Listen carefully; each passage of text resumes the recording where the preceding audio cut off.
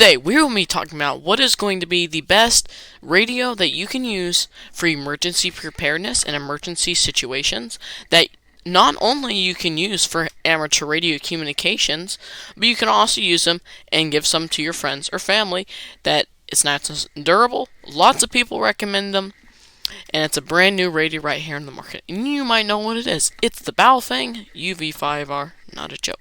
Best radio, only $20. Let's talk about it here. So, right here we have the Kwansang UVK5, which would be my number one emergency radio.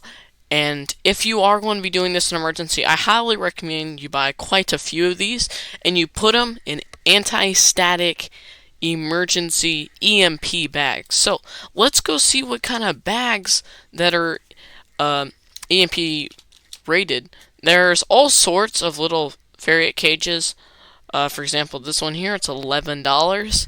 And if you want one of the big things that is susceptible to destroying your radios is an EMP. And there was a really bad EMP in the mid 1800s, I believe it was, where they had the CW keyers for the Morse code and stuff, and that's how they transmitted. The Morse code carriers were sparking and catching on fire. That's how bad the EMP was. And we're due to get another one of those EMPs here in the future. So it might or may not be in your lifetime. So it's always safe to buy some cheap variant bags that will protect against most EMPs up to a certain extent. And Ham Radio Concepts has a good video on some really good quality EMP rated bags. Don't use static shielding ones because that does basically nothing. You want one that is made for EMPs, and as a professional one is an expensive one. Now let's take a look at the UVK5 and why it's a good radio.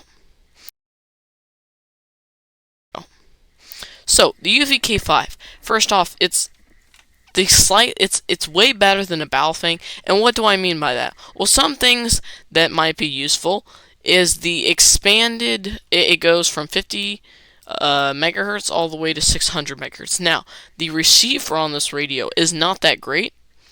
So, if you are trying to receive airband radio or some AM down in the 50 megahertz region, it's not going to sound that great. The AM receiver on this is pretty bad, but you can still, if you can unlock this radio to this radio spectrum to transmit on any of these frequencies as well as receive on any of these frequencies. And you can also listen to airband, which is okay, but from what I've heard, the airband receive is pretty bad.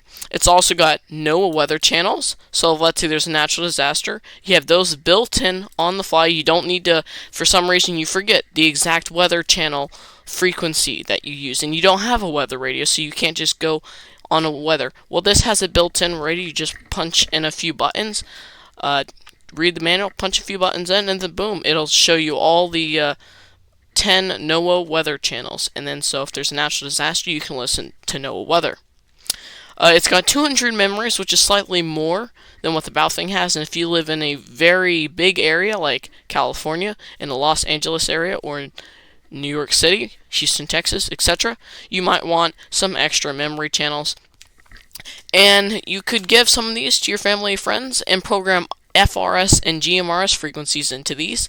And if you do that it would only be legal in emergency scenarios. But if there was an emergency scenario, you'd have these radios for FRS and GMRS. But most of you guys don't really care about breaking the laws on FRS and GMRS, so you can use that for that too. Not saying you should do that, by all means, it is against the law, but most people don't really care about that. So if you want to use them for FRS, you can, but I do not recommend it. So, this radio has many YouTube videos, and just about all of them are pretty positive. It's just some, like the AM stations, they don't receive very well. It's got an okay battery of 1600 milliamp hours. Not the best, but it's good enough. And if you, let's say, just have a few solar panels laying around with let's say a small battery thing like a Jackery or something like this, for emergency scenarios, having a few of these radios in your bag, because you can power them off of 12 volts, Well, you can charge them off of 12 volts, and you can get extended batteries from them too. It's a great way to prepare for emergency scenarios or EMPs as well if you have them in an airtight in a EMP rated thing. And a great way of doing that is like if you have an unused fridge, those can work pretty well for resisting stuff like EMPs from the sun. And I'll list all sorts of videos that you can look at that have solar panels, EMPs, other emergency radios. And let's say if you're trying to get your friends and your family, the best thing that I do is just get some FRS radios. And the best FRS radios, if you want rugged, you could get something expensive like these Midland LTX 600. If you wanted to get something slightly cheaper, you get these Moicos, which I don't really recommend those. I've used those before, and they're not that great. But another thing you could do is get a Baofeng BF888S 10-pack. Now, you're getting slightly better quality radios than like your generic FRS, except for the very expensive ones. But if you're going to get nice, cheap radios anyways, I would get the Baofeng radios, because not only can they transmit on the ham bands if you want to, they're great for emergency FRS radios, because you can get a 10-pack for like $110. That's like $11 a piece for each radio, and it's super easy to program these radios with Chirp. And they have the batteries last a decently long time, and these would work very well for keeping your friends and your family updated within a semi-short distance of a mile or two in your neighborhood. And I know some people who've got these radios, and they work pretty well. So these are also, I recommend that if you want to get a whole bunch of like FRS type radios, you could program these for FRS. And if you ever wanted to, you could have emergency amateur radio or fire EMS, or let's say some emergency channels as well. I know some communities have different frequencies for on the ham bands that you can use for emergency. You could program in those for these as well, for emergency disastrous communications between your family and friends and in your neighborhood. And if you want to take it a step further, you can also get a GMRS repeater by Redivis. Yeah, it's the RT97.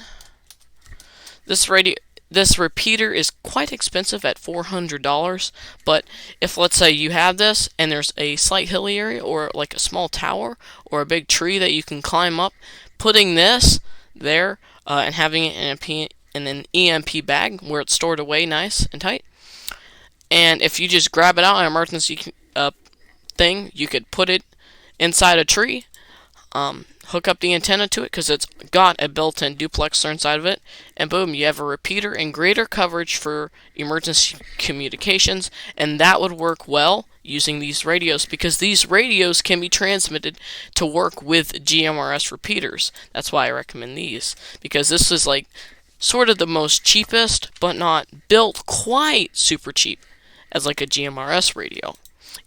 So this is what I recommend. And if you don't want to spend the extra $15 on not using a Baofeng and using these radios, you can as well.